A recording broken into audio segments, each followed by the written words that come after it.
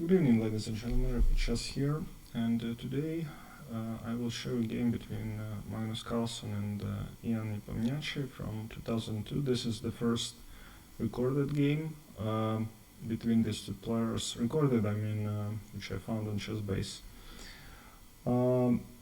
Nepomniachtchi is known that he has a big score against Magnus. I think it's like 4-1 or 4-2 something, but he's ahead. In classical games, they played enormous amount of games on the internet and in different other tournaments, but being ahead of Magnus is a big thing. Yeah, so psychologically, I think he's a quite difficult player for Magnus.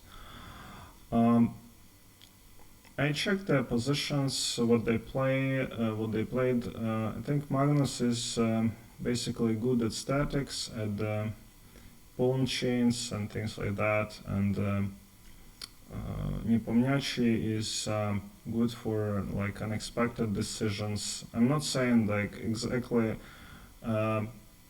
sharp play, because Magnus is now playing really sharp, but sometimes I'd say that Nepomniachtchi does not believe every Magnus's bluff. Yeah, everything he shows like a tactic, and Nepomniachtchi looks into it and then finds some tricky move at the end, and then Magnus starts to suffer. Yeah, so he can outcalculate Magnus at some point. Yeah, but having a very dull position, not likely that it's a good thing for Nepomniachtchi. Okay, so let's see the game. This is World Championships for boys under 12, so 20 years ago almost. And Magnus plays knight f6. As you know, Magnus plays everything against e4, but he uses this move like every now and then, especially in blitz e5 and knight e5. So he once played on the World Blitz Championships against his second from France, knight to g8 back, which is, I think, Marshall, some variation.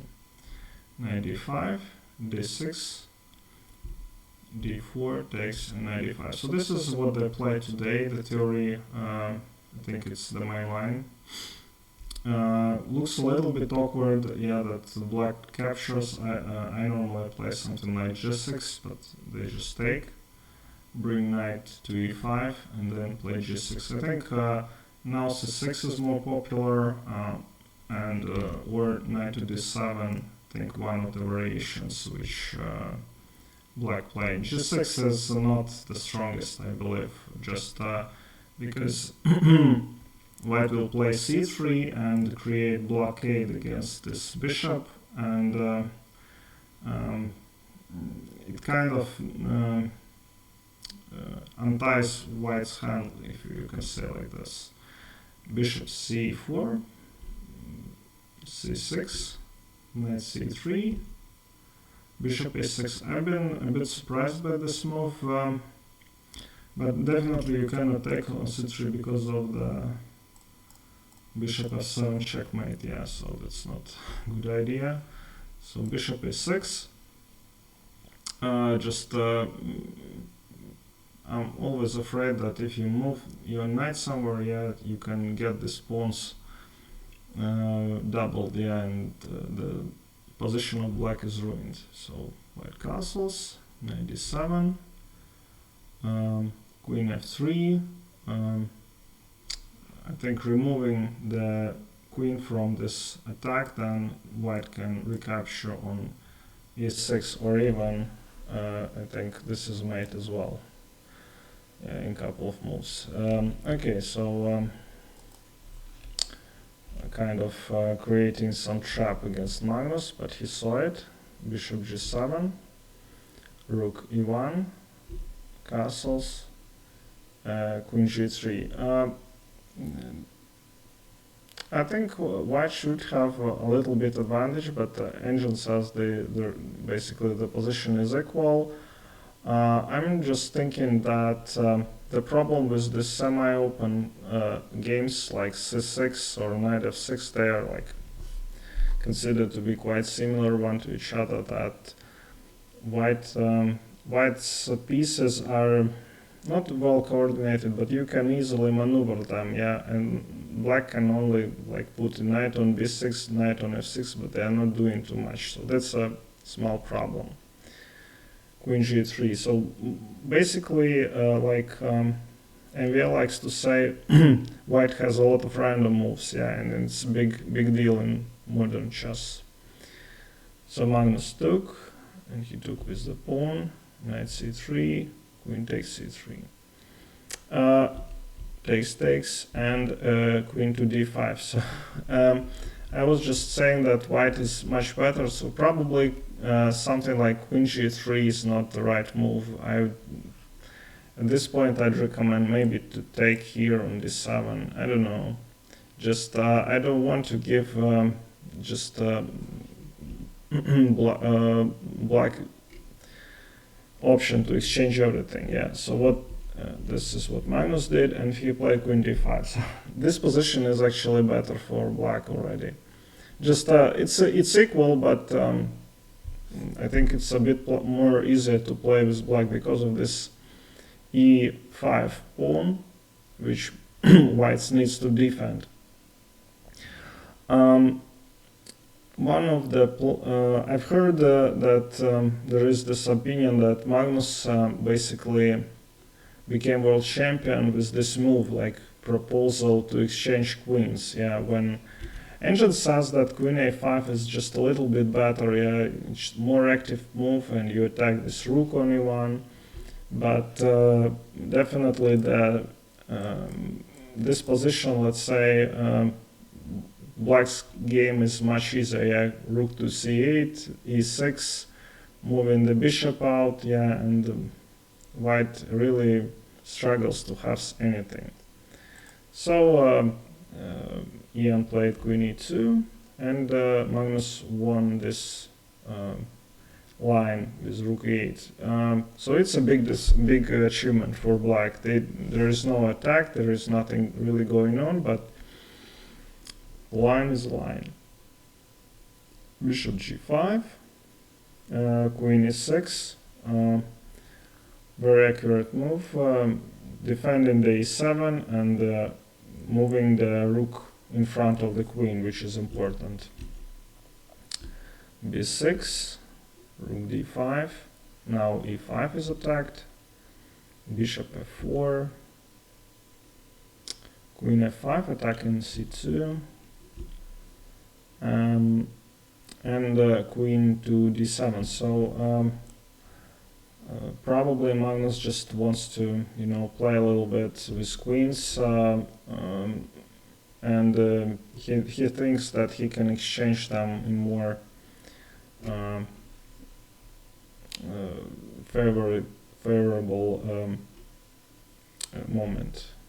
c3, taking the d4, which is a good move, and again blocking the g7 bishop, h3, luft, queen e2. So definitely black is playing for a win here. Yeah, white cannot do anything, they just wait what black will think.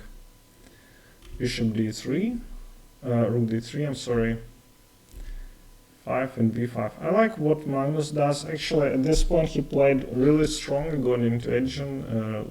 These moves were all first or second engine choice. It's important that if you control the only open file, then you don't want to give your opponent an alternative. Yeah. So if you play a5, though, Nepomniachtchi was hoping to exchange the pawns and play rook a7, for instance. Yeah, and just counter attack. Yeah, but Magnus just closes the game, and Jan plays a6, not give black option to play a6 and kind of make the position even more solid. And bishop a3, of course, is a move which will attack the a7 backward pawn. c5. Magnus proposes the exchange now, so they exchange the queens. I think ancient suggests something that this is not the right time. Let's say maybe rook d5, for instance. Yeah, just keeping this pressure, and not really easy to find a good move for white here. So queen d5, they exchange the rooks, and rook a5. Now at least white has some something to attack. I think Engine says that maybe at this point white is a little bit better, yeah, because black expanded, yeah, but this is backward pawn. This b5 pawn is quite weak. So we see a rare option when Magnus